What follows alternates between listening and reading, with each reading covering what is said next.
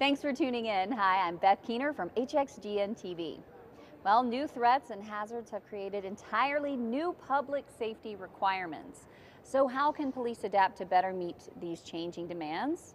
New Zealand Police has 327 stations and 12,000 staff and responds to over 600,000 emergency calls per year.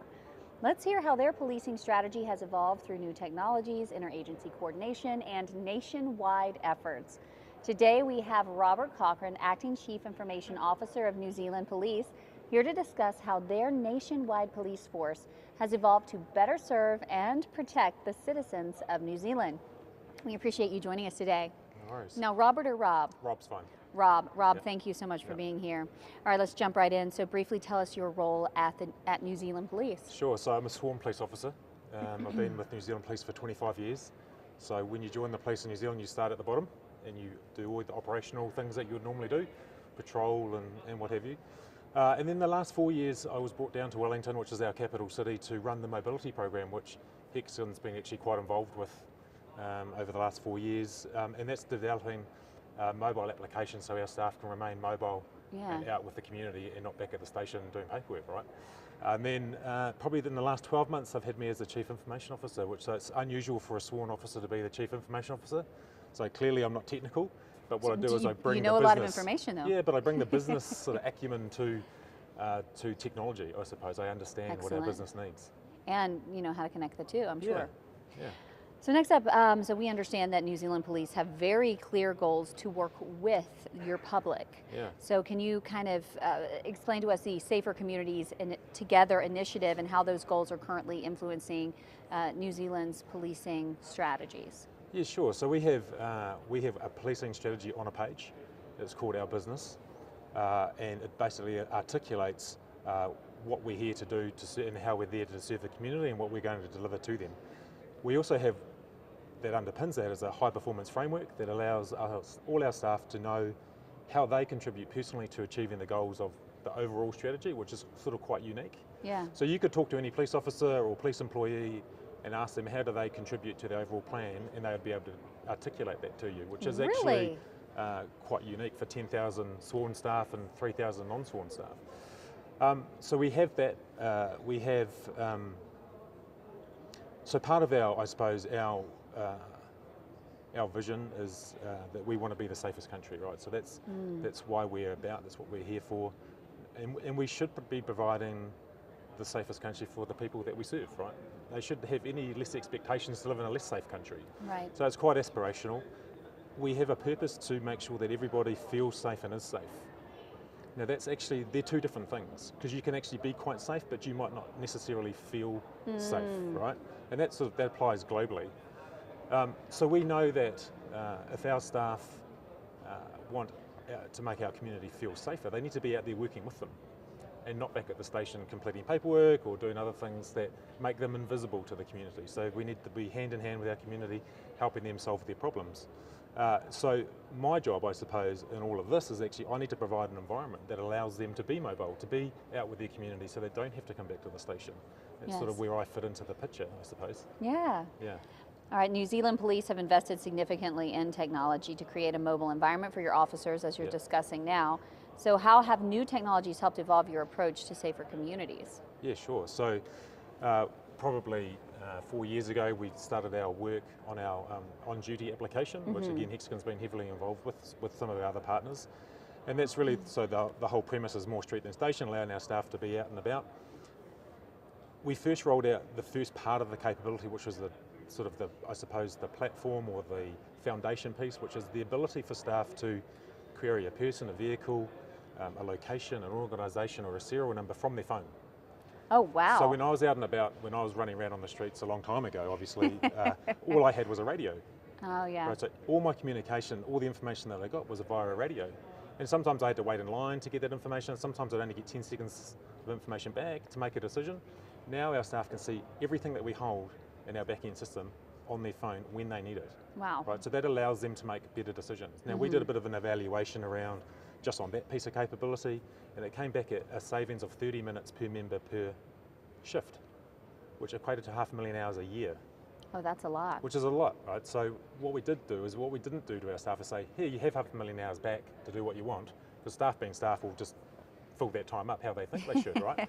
We actually did really clear directions around prevention taskings to make sure that we reinvested that 500,000 hours back into the community to make sure that we were taking appropriate action to prevent crime as opposed to just responding to it.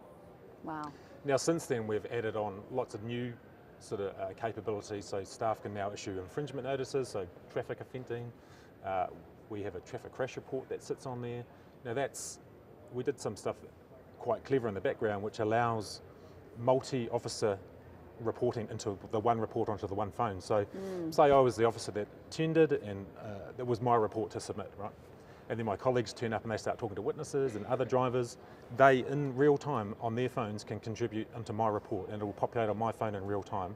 Oh, that's excellent. And they could be anywhere in the country, right? So if someone was injured and got flown to hospital 100 kilometres away, a local police officer could go there with the right information and populate in real time that person's information onto my phone. And that's often a huge policing issue, right? Yeah, Is just getting the right information. jurisdictions Yeah, getting the right and information. Crossing over. Yes, absolutely.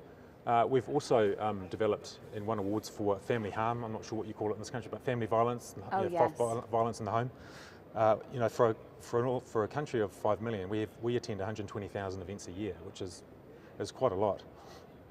Now, pre-doing our application on duty, it was a 10-page report every time we went, right? And so that took time. So our staff would spend more time doing reports and actually dealing with the issue in hand. When we rolled out the application along with some other smarts, is actually as they were talking to the victim or the offender or witnesses, is that they were collecting that information on their phone and the report was being built in the background. Oh, wow. So when they left that scene, they weren't going back to the station and doing overtime with their paperwork. Actually, they were sending it electronically, finished, done and dusted by the time they walked out that door. And So I'm it sure saved for a lot you of guys time. too, that saves up money. It's very cost effective. Yeah, well, as it's a good well. investment, right? It's about, we don't, as a government organisation, we don't look at ROI in the same sense as commercial entities do. Right. But we do look at it in different ways, and one of the ways is actually time saved, Yes. right? So how do we reinvest that time into better activity? How can we redirect some of our staff to actually do other things that are more value add? Yeah. So if I think about the infringement notices, we used to write about 1 million a year, like handwrite, and with quite a high error rate. Wow. When we rolled out the app, that error rate went from 44% down to 4%. So we had 15 people in the background that were fixing all those sort of mistakes that could be redirected to do something else that was of more value to the organisation. So there's lots of different things that Very we're doing in that efficient. space. Yeah. Yeah. So has, or how have data insights from these technologies helped improve your agency operations? There's probably a couple of things there. I suppose the first one is if I think about the ability for our staff to collect information about people when they speak to them and then submit that information directly into our back-end system from their phone. So if I stop a car of bad people and I want to contextually group those people together with the car and the location and put a bit of text around that, I can do that from my phone and send it into our system. And what that means is that 5 minutes, 10 minutes, an hour later, if that car gets stopped with those people, the officer that stops them has that information on their phone. And so what that's about is it's about situational awareness. So it's about safety, making better decisions. You know, policing is not complicated. Policing is making the best decision to get the best outcome. And our job is to give our staff the best information to make that decision, right? Yes.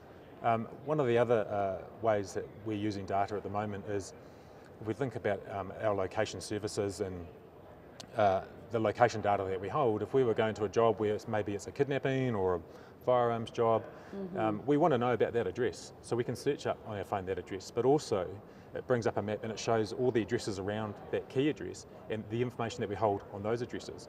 And that's really important if I want to send some staff in to do some observations on a neighbouring property. I want to know that property is safe for them to go on. It's not a gang house or a drug house or it's got a dangerous dog or something. So I'm making better decisions about how I deploy my staff. So we deploy them better, they're safer, we get better outcomes. It's really quite amazing. Yes. All right, I Yeah. got one last question. No, I may have more than one. Okay, well let's... I mean, it's all about you today, Rob. All right, so as a Hexagon customer for 20 years, which is amazing, that is both agile and innovative, how have Hexagon technologies helped you achieve new policing capabilities? Well, the one straight out of the bat is mobile responder. So when I talked about when I was actually a real police officer on the street doing God's work, I only had the radio. So when I wanted to know where my staff were, I had to, radio through and ask where my staff were, what jobs were they at, what jobs were waiting. Then I had to work out Should I be moving some staff to some other jobs because they're more important? When MR came out, Mobile Responder came out, instantly I had, in a mobile environment, the ability to see all those jobs where all my staff were, for the staff to see where their colleagues were, and make better decisions around deployment and safety again. So it was amazingly transformed overnight our deployment and safety of our staff. So that was amazing. The other thing that I think is really important to understand is the way that we design and build our applications now is very agile, it's very user-centric, and we started this about 4 or 5 years ago, and Hexagon were a really key partner in actually designing that. We had Wayland Keeling down, working in New Zealand. He's now, I think, in Toronto. He was out there working in our service design lab, where we really brought our police officers in to an environment that's not a police station. It's got couches like this and whiteboards and sticky notes everywhere, and we work with them to solve problems, right? So we've moved away from telling them that this piece of technology is going to make their life easier. Actually, we get them to tell us how the technology is going to work. And I think the easiest way that I describe that normally is if you think about a recreation park and you see the footpath at right angles, and then you see the human worn path that goes across the angle, it's because the person that built the path is not the one that walks the path. Right? Yes. So you've got to get the people that walk the path to help you design what it looks like. That is brilliant. Yeah. And I'm sure too, because of that, it's far more efficient for them as well. Yeah, and just talking to Kaylin, the CTO for Hexagon yesterday, it's really pleasing to see that's the approach that Hexagon have taken in designing on call. So I'm really keen to see what that's going to look like in the future. Excellent. Yeah. All right, so now this is my last question for you as one of the world's leading visionary public safety agencies. Could you share with us your strategic vision and initiatives and how they align to move forwards toward cloud-based services? Yeah, so I think cloud-based services is something that I think everybody's grappling with at the moment, let's face it. And I think I've given it a lot of thought over probably the last 12 months around what does it actually mean. And I sort of think cloud at the moment is where location services were about 4 or 5 years ago. So when we rolled out our iPhones to our staff and we gave them some capability, it wasn't the right time for me to say, now I'm going to track you as well. I'm going to know where you are all the time, right? Because our staff would have gone, well, hang on a second, that's Big Brother's watching, and we're not used to that. It's a big jump, right?